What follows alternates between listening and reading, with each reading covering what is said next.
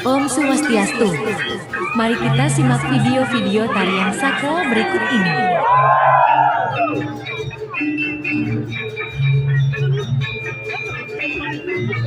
Daha Malom dalam Usaba Pusah di Desa Adat Nis Karangasem, Bali.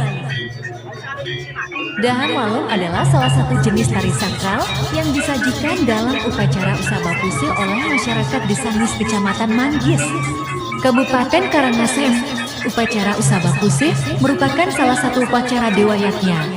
Upacara ini bertujuan untuk menghormati Dewa Wisnu dan saktinya Dewi Sri yang telah memberi kemakmuran, ketenteraman, kesuburan, dan kesejahteraan.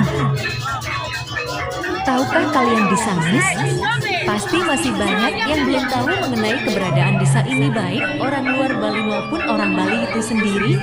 Desa Nis merupakan sebuah desa yang memiliki kebudayaan yang masih kental melalui influensanya pada kehidupan sehari-hari melalui sebuah upacara. Salah satu dari kebudayaan tersebut ialah tari Daha Malom. Tari Daha Malom, apa itu?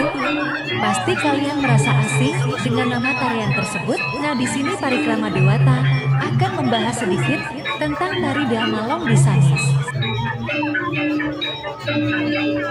Tari Daha Malom ialah salah satu tarian yang berasal dari Desa Nis yang merupakan tarian otentik Desa Nis yang masih lestari sampai sekarang. Tari Daha Malom sendiri memiliki pengertian sebagai sebuah tarian yang dilakukan sebagai penghormatan kepada Tuhan Yang Maha Esa dalam manifestasinya sebagai pencipta alam semesta, dan juga sebagai permohon keselamatan maupun pelestarian alam melalui sebuah tarian suci. Daha Malom memiliki dua arti, yaitu pertama, malom artinya bergerak bebas, jadi bergerak di alam bebas. Tapi kalau arti yang kedua, titi yang merasa lebih menyentuh dan lebih mengena dari kata Demalom menjadi Demalom, kemungkinan dulunya asalnya Demalom.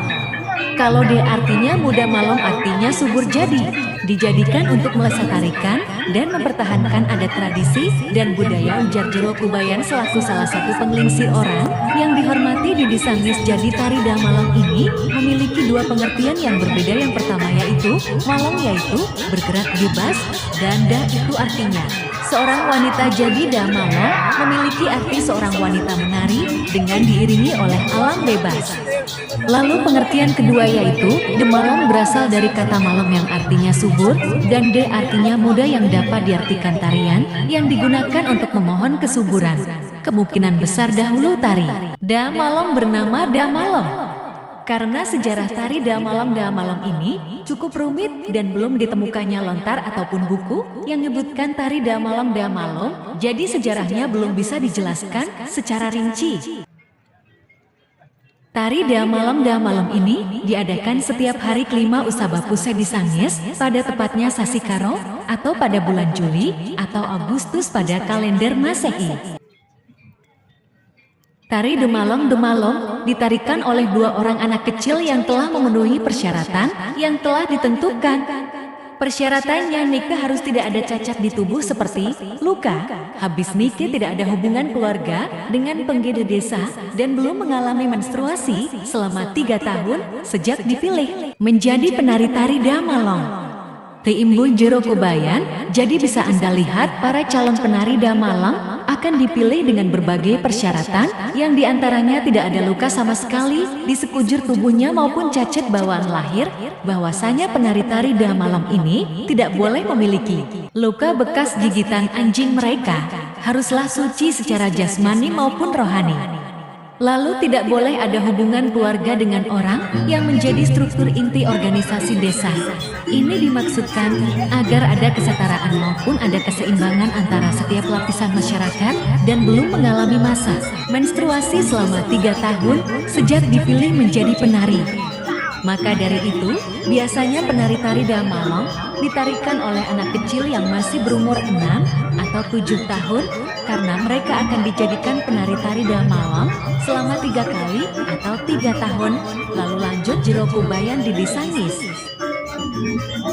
Keluarga nikah harus memberikan kebebasan kepada anak saat bermainkan dados nganu, tidak boleh melakukan kekerasan sarang heula memarahi anak tersebut. Keluarga yang anaknya telah dipilih tidak boleh dimarahi maupun dibentak.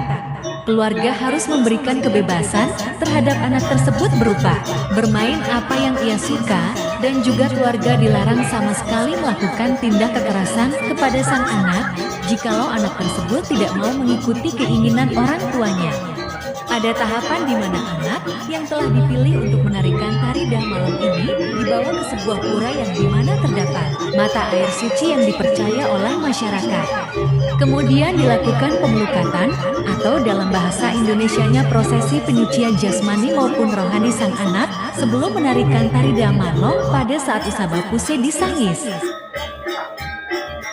Setelah dipilih dan melakukan prosesi yang telah ditentukan, barulah anak tersebut menarikan tarian ini. Anak-anak ini akan mengenakan kain geringsing dan dipakaikan gulungan atau disebut dengan hiasan kepala yang berhiaskan bunga jepun. Mereka dihias di pura Pesimpenan karena pakaian yang digunakan merupakan warisan turun-temurun yang disimpan di sana. Busana yang dipakai para dai ini memiliki makna yaitu sebagai berbagai unsur pembentuk alam.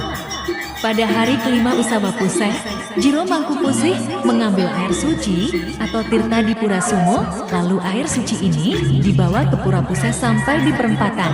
Air suci ini telah ditunggu oleh Parada dua anak perempuan sehabis upacara di perempatan barulah Parada beserta iring-iringan yang membawa air suci ini ke Pura Puse. Pada saat perjalanan kedua dai ini tidak boleh disentuh sama sekali oleh orang lain karena mereka suci, hanya Jiro Mangkupusih yang boleh menyentuh kedua anak ini.